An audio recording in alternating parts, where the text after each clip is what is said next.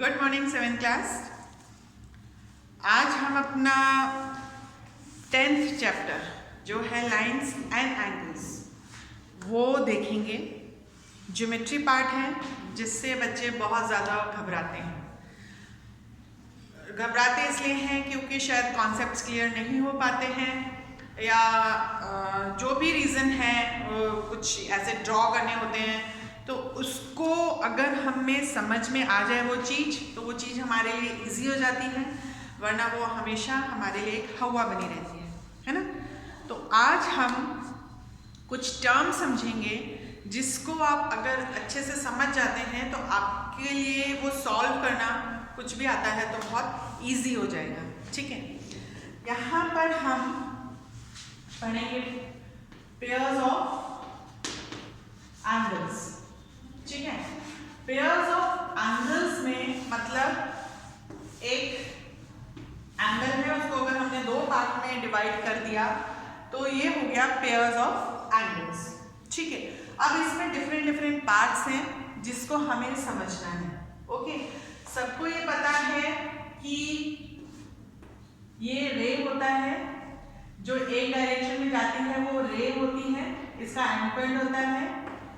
ये लाइन होती है जो दोनों तरफ से एक्सटेंड हो सकती है, और ये लाइन सेगमेंट होता है ना, जो हम 5 सेंटीमीटर 6 सेंटीमीटर लेते हैं।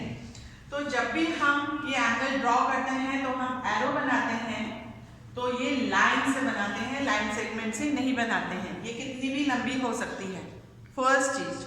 ठीक है, इस एरो का कुछ मतलब है, मतलब ये रे है, नॉट लाइन सेगमेंट, लाइन है, रे है ना।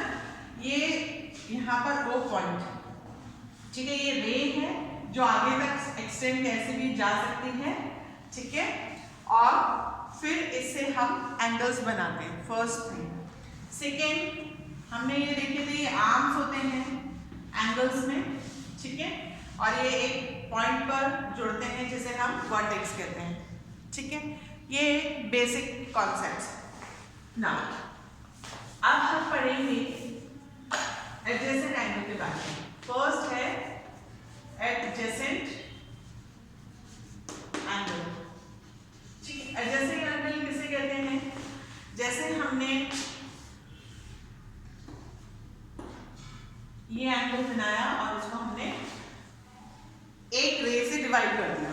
ठीक है, ये एक पार्ट था हमारे पास, इसको हमने इस डस्टर से दो पार्ट में डिवाइड कर दिया। ठीक है, तो ये पार्ट जो है, ये वाला पार्ट, ये इसका पड़ोसी है। एडजेसेंट मतलब पड़ोसी। तो ये जो दोनों एंगल हैं, ये इसके एडजेसेंट है, पड़ोस में है, ये इसके एडजेसेंट है, पड़ोस में है। ठीक है, ये एडजेसेंट एंगल्स हो गए हैं। Two angles with the same vertex, इनका वर्टेक्स क्या है? सेम है। वर्टेक्स मतलब कोना जिस पर ये मीट कर रहे हैं। इनके जो दो आर्म है ये एक वर्टेक्स पे मिल रहे हैं, और ये एक कॉमन रे से दोनों डिवाइड हो गए। ठीक है, one arm common and other arm lying on opposite side of the common arm. ये अब क्या बोल रहे हैं कि ये दो आर्म हैं, ये एक वर्टेक्स पे मिल रहे हैं, तो ये जो कॉमन आर्म है दोनों का, ये इसके अपोजिट है और इस रे के अपोजिट ये है। तो जहां पर ये ऐसा एंगल होगा ये एडजेसेंट एंगल होगा। ठीक है, अब यहां पर हम इसको कैसे नेम करेंगे? एंगल ए ओ बी, ये हो गया ए ओ बी, ये बी दिया है यहाँ पर, और ये सी। तो एंगल ए ओ बी, आपको ये नेम बहुत ध्यान से लिखना है। It's adjacent to angle B O C. समझ में आ रहा है? ये हमने एक एंगल बनाए, उसको हमने नेम दिया ए ओ बी और बी ओ सी। ये दो एंगल हमारे पास हो गए। ये बी, ये ओ है, बीच में आ रहा है, मतलब ये वर्टेक्स है। ठीक है, तो ये दोनों आपस में एडजेसेंट हैं। अगर यहीं पर हमने लिखा एंगल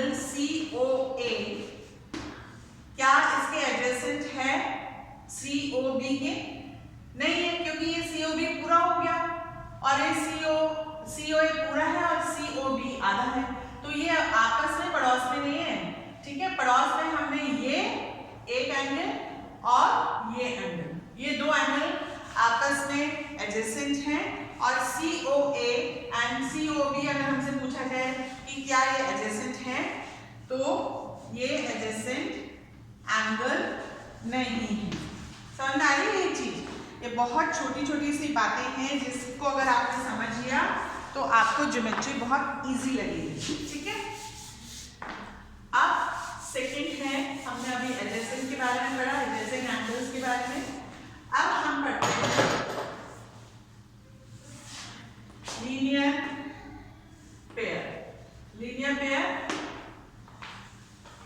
लीनियर पेयर मतलब, लीनियर मतलब होता है लाइन।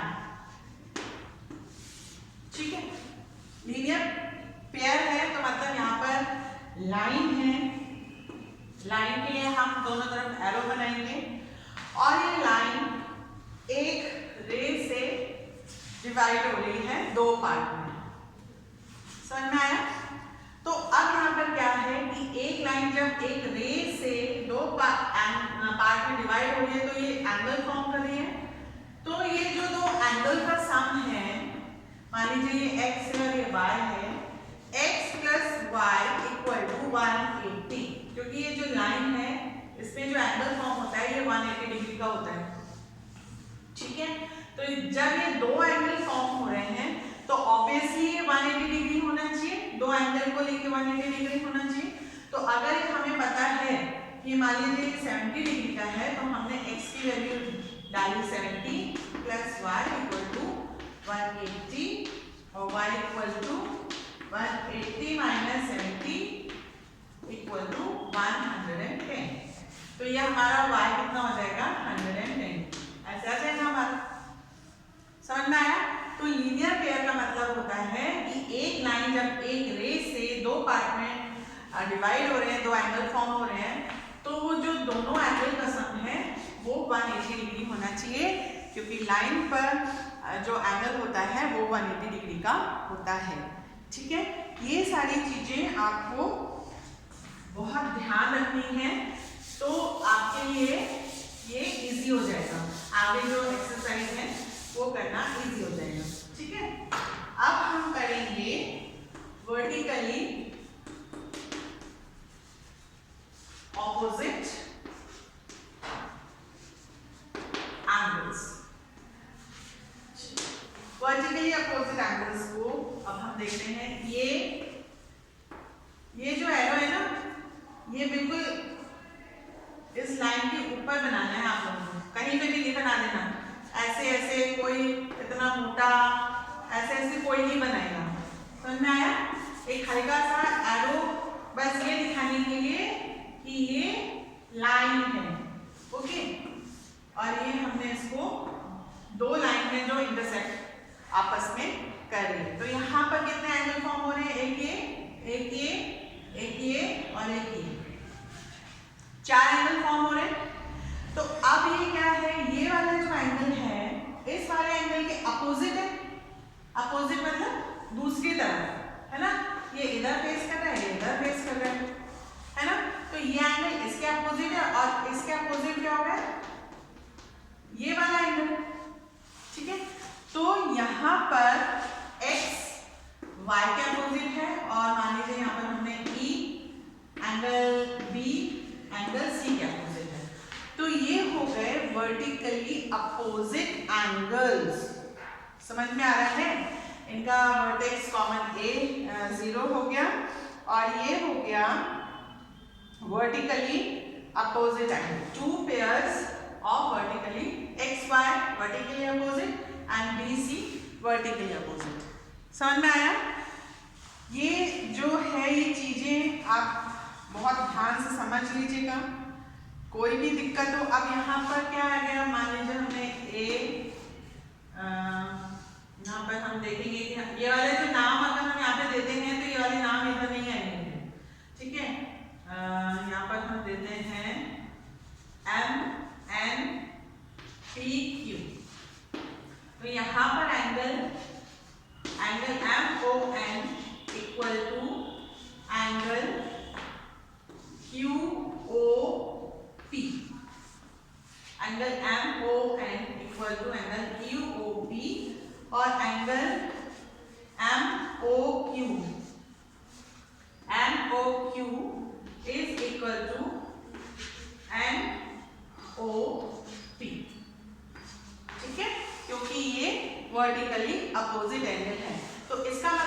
हुआ, अगर यहाँ पर हमें मान लीजिए ये 40 डिग्री दिया हुआ है, ठीक है, तो वर्टिकली अपोजिट एंगल जो होता है वो इक्वल होता है, तो y यहाँ पर हो जाएगा 40 डिग्री, ठीक है।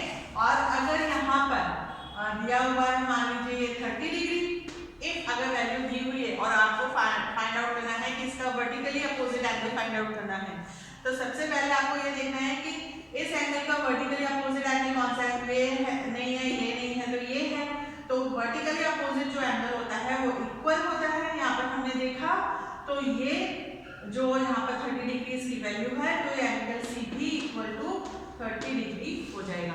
इजी। अगर यहाँ पर हमें किसी एक की वैल्यू पता है और हमें पता है कि यह वर्टिकली अपोजिट एंगल है, तो यहाँ पर हम सेकेंड एंगल की वैल्यू ऑब्वियसली जो पहली है वो उसी की आ जाएगी। तो ये इसके ये प्रॉपर्टीज हैं कि वर्टिकली अपोजिट एंगल्स इक्वल होते हैं, ठीक है, और एक दूसरे के अपोजिट होते हैं, और इस तरीके से हम उनकी वैल्यू निकाल सकते हैं, ठीक है। उसके बाद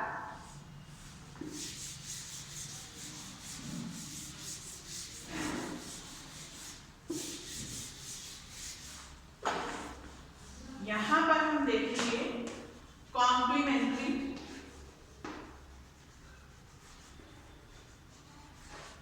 एंगल्स।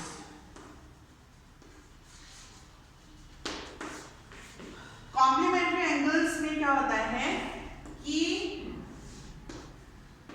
दो एंगल्स जो हैं उनका सम इक्वल टू 90 डिग्री होना चाहिए, वो हो गए कॉम्प्लीमेंट्री। मतलब अगर मान लीजिए ये 30 डिग्री है, तो हमारे को ये फाइंड आउट करना है कि इसकी वैल्यू क्या है। तो अब हमारे को पता है कि एक एंगल की वैल्यू 30 डिग्री है, कॉम्प्लीमेंट्री है।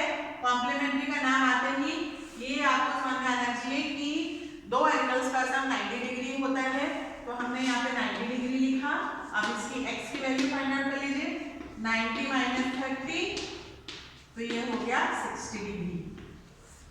तो x की वैल्यू कितनी हो गई, ये 60 डिग्री। 60 प्लस 30 कितना हो गया, 90 डिग्री। तो ये दोनों एंगल हो गए कॉम्प्लीमेंट्री एंगल।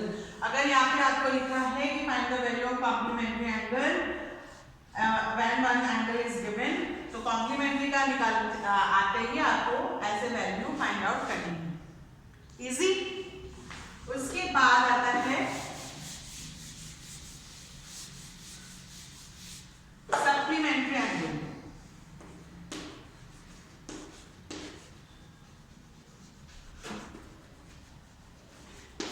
सप्लीमेंट्री एंगल में if the sum of the measure of two angles is 180, then the angles are supplementary। अब यहाँ पर सेम मान लीजिए ये हमें दिया हुआ है ना, इसकी वैल्यू दी हुई है मान लीजिए 60 डिग्री, तो हमें इस सप्लीमेंट्री एंगल की वैल्यू निकालनी है कि क्या होगी, ठीक है। अब सप्लीमेंट्री आते ही x प्लस y दो एंगल की वैल्यू कितनी होनी चाहिए, 180 डिग्री होनी चाहिए। कॉम्प्लीमेंट्री की 90 डिग्री होनी चाहिए, सप्लीमेंट्री की 180 डिग्री होनी चाहिए। अब जो जो वैल्यू दी हुई है वहां पर वैल्यू पुट करके हमने जैसे निकाला वैसे निकाल लीजिए, ठीक है। इस तरीके से हम सप्लीमेंट्री एंगल का निकालेंगे कि वैल्यू कैसे निकालनी है, ठीक है। इजी है ये। अब हम जो आपकी 10.1 एक्सरसाइज है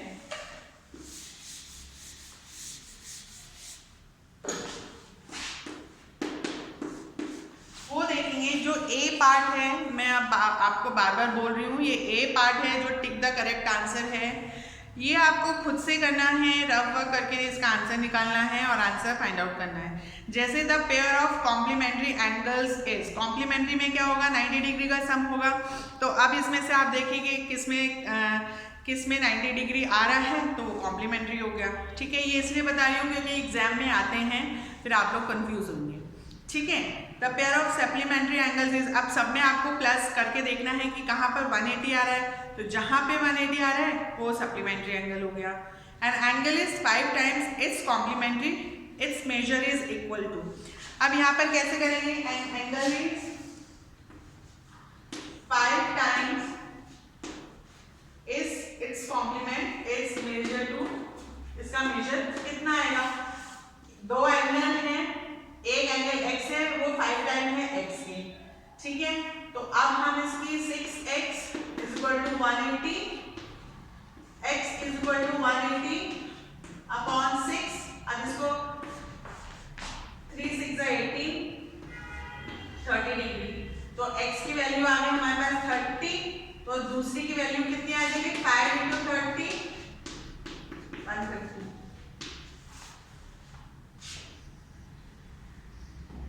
ठीक है, तो हमारे को क्या निकालना है? Its measure is equal to complementary है, सॉरी ये सप्लीमेंट्री नहीं है, कॉम्प्लीमेंट्री है। यहां पर हम इसकी वैल्यू डालेंगे 90 डिग्री, ठीक है। तो ये 6x is equal to 90 degree, x is equal to 90 upon 6, 3 3 9, 3 2 6,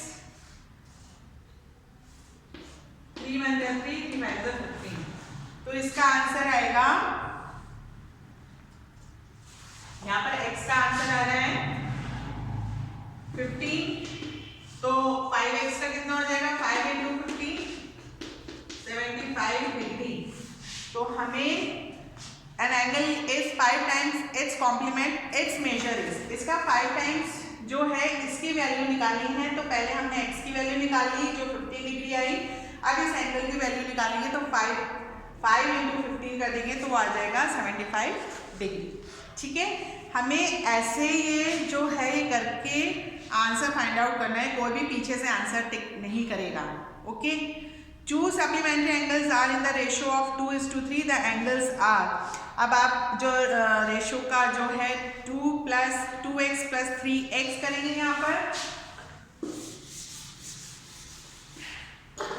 जब हमें वैल्यू निकालनी होती है, क्योंकि हमें पता नहीं है रेशियो में है ये 2x + 3x। अब ये क्या है?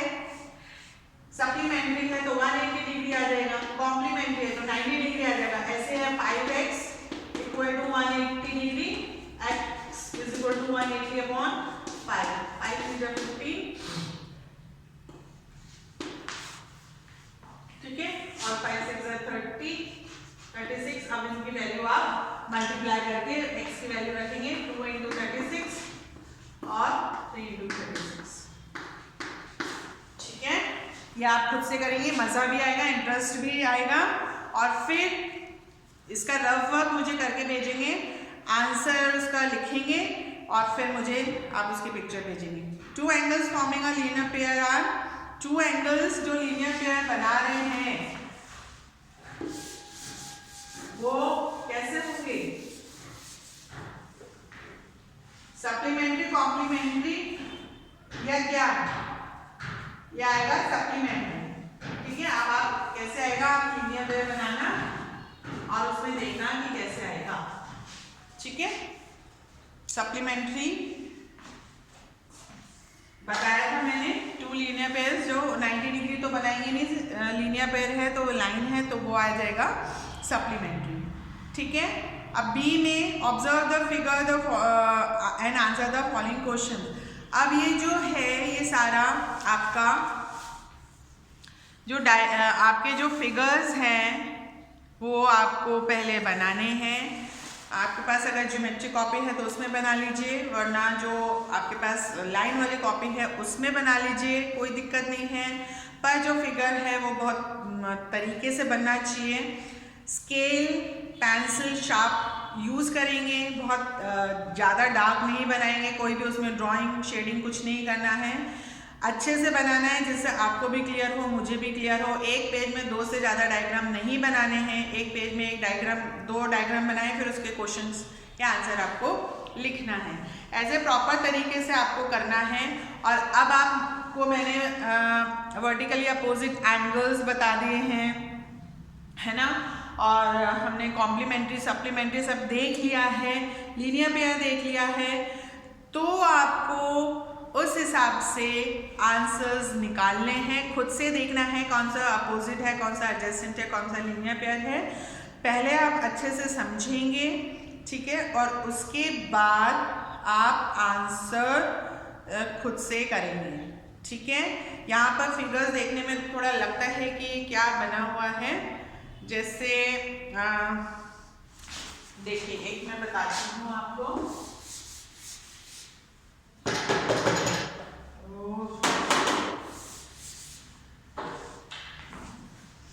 ये है सेकेंड वाला, बी का second, name the linear pairs and the pairs of vertically opposite angle in the adjoining figure.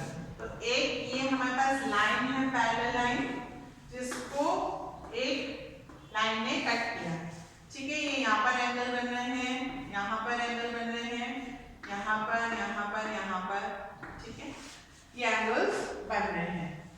तो अब हमें क्या करना है, लीनियर पेयर्स करना है हमें।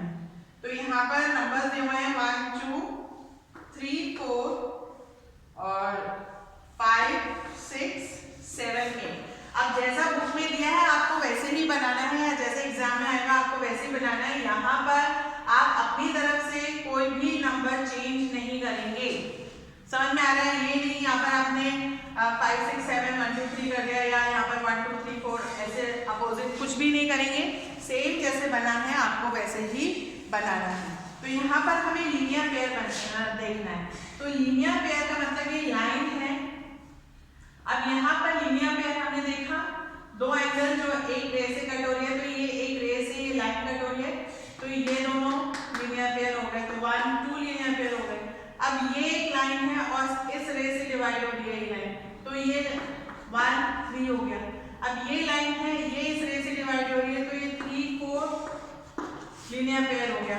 फिर इस लाइन से ये डिवाइड हो रहा है, तो 2 4 लीनियर पेयर हो गया। अब नीचे वाली लाइन में सेम 6 5 6 5 7 7 8 और 8 6, ये लीनियर पेयर हो गया। आप जब ध्यान से देखेंगे ये लाइन, ये दो एंगल, ये लाइन, अभी हम सिर्फ इस फिगर का बात कर रहे हैं, ठीक है। ये लाइन, ये दो फिगर, ठीक है, ये लाइन, ये दो एंगल, ये लाइन, ये दो एंगल। फिर नीचे आए हम, ये लाइन इस रे से डिवाइड हो रही है 6 5, ये लाइन इस रे से डिवाइड हो रही है 5 7, ये लाइन इस रे से डिवाइड हो रही है 7 8, और ये लाइन इस रे से डिवाइड हो रही है 6 8, ठीक है। ऐसे हम जब निकालेंगे तो हम इसको कर पाएंगे, तो खुद में बहुत इंटरेस्ट आएगा। तो आप खुद से ट्राई करिए और फिर वर्कशीट करके मुझे पिक्चर सेंड करिए, अदरवाइज आपके मार्क्स कटेंगे, आपको मार्क्स नहीं मिलेंगे और आप एब्सेंट मार्क कर दिए जाएंगे, ओके। और आपको स्टडी सीरियसली करनी है। आप ये यहाँ पर मैडम लोग कोई टाइम पास नहीं कर रहे हैं, आप इसको करिए और मुझे वर्क भेजिए, ओके। Take care.